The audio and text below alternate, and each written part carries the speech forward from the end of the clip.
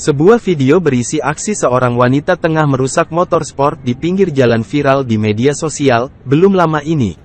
Aksi tersebut pertama kali diketahui dari unggahan akun Instagram @fakta.jakarta, yang diunggah pada Senin, tanggal 3 Juli tahun 2023. Dalam postingan tersebut tampak wanita yang menggunakan baju hitam, bawahan coklat dan menggunakan kacamata tersebut, sedang mencongkel jok motor sport yang terparkir di pinggir jalan. Seorang wanita merobek jok dengan pisau dan membaret sebuah motor sport di pinggir jalan, ujar tulisan dalam caption pengunggah video.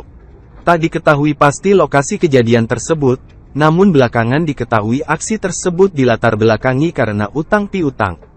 Hal ini diketahui dari penelusuran salah satu warganet yang memberikan komentar, yang diduga merupakan pemilik daripada motor yang dirusak wanita dalam video.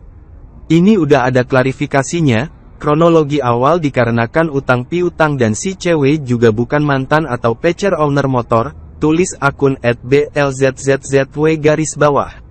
Akun tersebut lantas mengaku saat ditanya salah satu komentar lain di akun tersebut. Netizen banyak yang membeberkan bahwa si pemilik motor tersebut memiliki hutang yang besar ke perempuan tersebut.